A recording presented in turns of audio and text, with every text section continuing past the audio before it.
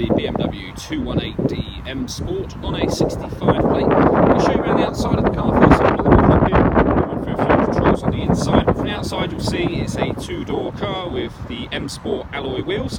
Let's start off inside the boot and then work our way around the rest of the car from there. So you'll see as we approach the back of the car we've got reversing sensors and a really decent amount of boot space, along with that 60/40 split folding rear seat as well. Right, we're just going to work our way back round to the front of the car now, and then I'll hop in and run through a few of the controls on the inside. But now that we've done a full circle of the car, you can see it's a really lovely looking car and in great condition as well. Just briefly before I climb in, I think it's well worth seeing the interior from this exterior point of view. As you can see, you get full leather seats. Then there's plenty to run through on the dashboard, so let's hop in and we'll do that now.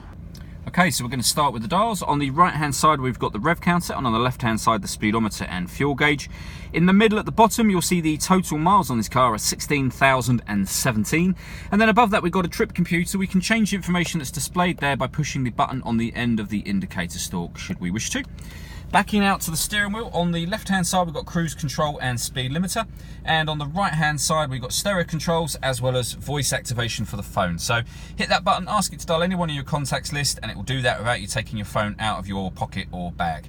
The phone itself is initially paired using the satellite navigation screen in the centre here. So this is BMW's professional nav, which is the extra wide screen.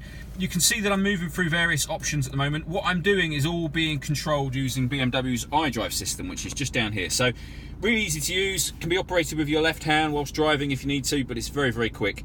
You can use this dial to select various options. Push the button down when you've highlighted one that you want to enter. This dial also moves to the right, to the left, up and down as well, or you can use these buttons to access menus directly. What we're going to do is use the dial, and I'll quickly show you or give you a quick brief overview of how it works. But on here, for example, if we went to radio, you'll see that this car has got FM, AM and DAB digital radio. We can go back to the main menu by pressing the menu button. We can pair our phone from here. We've also got satellite navigation. So we can just have a look at the map if we want, and as it's the extra wide screen you can see it's a really clear map view.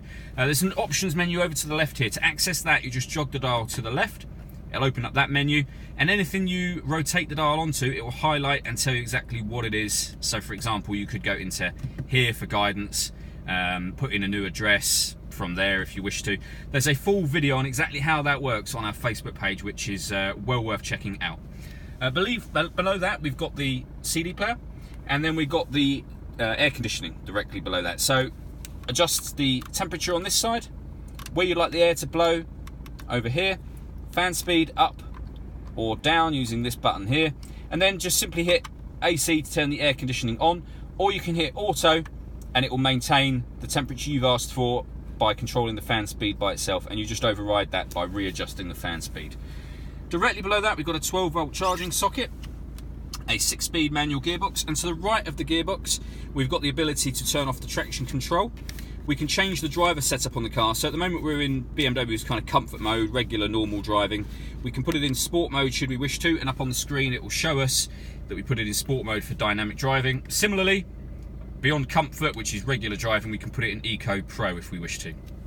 What that'll do is change the setup of the engine, the way the accelerator pedal reacts, the steering as well, and just give a different drive for each setting. You can then turn off the parking sensors with this button here. We've got the iDrive system, which we've already been through, and then in the central armrest we have got an auxiliary input and a USB input. So beyond the DAB radio, AM and FM, we've got those two connections for music and a CD player as well. All that leaves me to say is thank you for taking the time to watch this video. If you'd like to come and see the car in person and have a test drive, please feel free to call any of our MJA sites. We'd love to hear from you soon.